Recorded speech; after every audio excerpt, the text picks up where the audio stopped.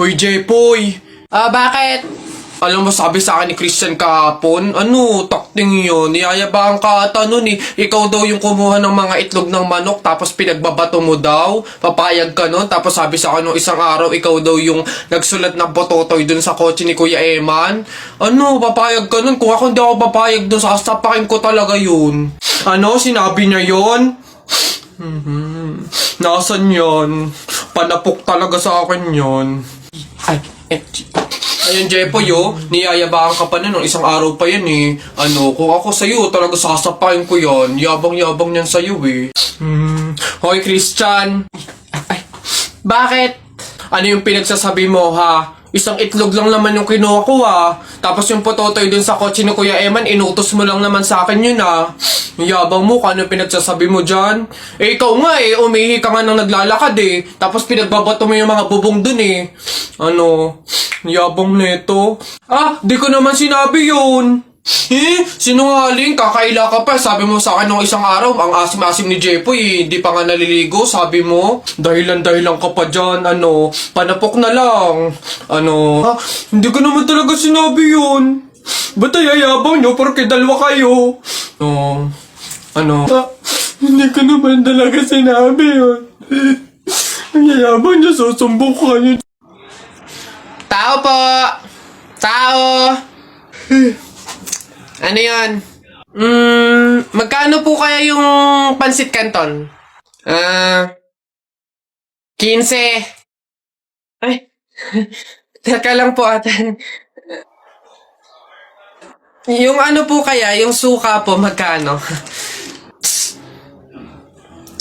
Suka. 10. Aray.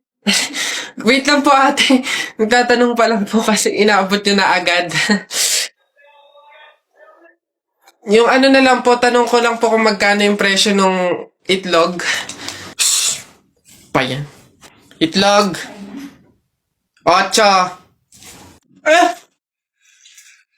Ay! Teka lang kasi! Kutik nang iyan! Iba yung nabili sa nagtatanong lang. Nagtatanong lang ako, nasa harapan ko na agad. Tapos pag hindi binili, iirap-irap kayo. Mga tinderang to. Ay, pasensya na.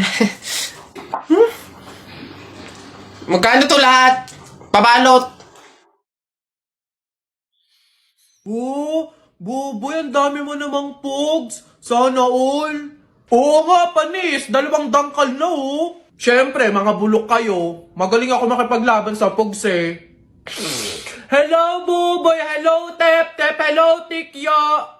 Uy, Jepoy! Uy, Jepoy! May ganito ka karaming pogs. Wala. Panis. Wala, Buboy, eh. Eto lang sa akin. Yan lang pala pogs mo eh. Tara, laban na lang, Ilan pogs tayo mo? Lahat na to. Sa'yo, Buboy, ilan? Lahat na lang din to. Panigurado naman, ikaw matatalo eh. Lahat na din to. Sure ka dyan, Buboy, Oo nga, tadyak ka. Bilisin mo na, tumira ka na. Okay.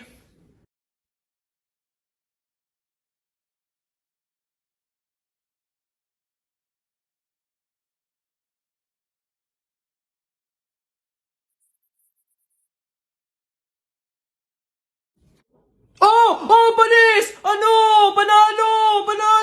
Akin na lahat ng pogs mo! Sarap! Iyak! Uwing talo! Ikaw muna maliit! Ba't ang yabang mo dyan? Para pogs lang eh. Flip top. Sa flip top tayo maglaban. Dito panigurado, talo ka. Tara agad! Piso-pisong malupet. Ika'y nagpagupet sa tatay mong malupet. Kaso nga lang walang puwet! Ano kaya yun na ito? Isa, mudawa, mutaru-taruta, semplang, plak, datay mong sariba! Waipek ko, ito, ang baw na naman ng kilikili mo, nangangamoy, amoy chooks to go! Wala na bang iba? O eto, gusto mo bang dos? Wag kang bastos. Bibigyan kitang dos mamayang alas dos. Sino ba yung may ingay na yun? Oh, Ate Teloy. Hoy! Kayo mga bata kayo magsiuwi nga kayo.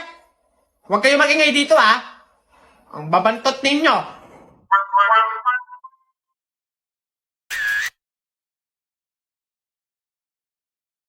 Mga kababayan, ngayon ay ating nasasaksihan ang ilan sa mga taong kakandidato ngayong halalan 2025. Kilalanin natin sila. Ma'am, ano po ang inyong dahilan ng inyong pagtakbo ngayong halalan 2025? Ayan, hello po sa ating mga kababayang Pilipino. Ayan po, nag-udyok sa akin kung bakit ako tatakbo. Parang may pumitik sa utak ko. Alam niyo yun, parang may bumulong sa akin. Kaya ayun, napatakbo talaga ako dito sa botohan na to. Tapos, di mo pa alam, I have 3.4 million followers sa TikTok, 500k followers sa Facebook, tsaka 100k naman sa Instagram. So, alam mo yun, parang I have platform na para manalo sa botohan na to. And talagang yung mga nakafollow sa akin, mabibigyan ko sila ng tulong pagdating sa kanilang buhay at pamumuhay kasi araw-araw mayroon silang ayuda na mga sabon, skincare set. Set na siya, set. Tapos slimming drinks. Isa sa mga adhikain ko talaga sa ating bansa is yung Glow Up Project. Para talagang makita ng mga dayuhan, ng mga foreigners kung gaano kaganda ang ating lipunan, ang ating bansang sinilangan. Alright. Sir, kayo po, ano po ang nag-udyok sa inyo sa inyong pagkandidato? Sikat kasi ako. So, maganda yung pangatawan ko. Medyo, alam mo yun, guwapings din.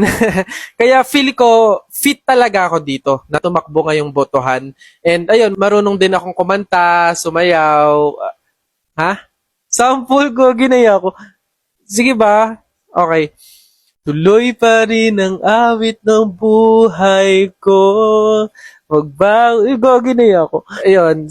Napapalabas na din ako sa mga TV talaga. So, alam mo yun, may connection eh. 'Di ba? So, pag may mga hearing, sanay na akong humarap sa camera. Ayun. Sige. How about you, sir? Bakit po kayo tumakbo ngayong botohan? Hello po sa ating mga kababayang Pilipino po, no? Sikat po kasi yung business ko which is Pares Overload with drinks. With drinks na yun, guys. Mamaya maaabil nyo yun pagkatapos nito. Feeling ko kasi kapag ako yung nahalal ngayong botohan, wala nang taong magugutom, wala nang Pilipinong magugutom kasi talagang araw-araw magbibigay ako ng ayuda na libreng Pares Overload with drinks. Gusto ko ding maging boses ako ng mga selling person. Vendors. Ayun, vendors. Gusto ko maging boses ng vendors. Ito share ko lang, nakakatawa nga eh. Naglinis ako ng kanal namin kanina sa bahay. In-upload ko yun. Check it out, guys. Feeling ko talaga meron akong kasanayan pagdating sa proyekto kalinisan ng ating bansa.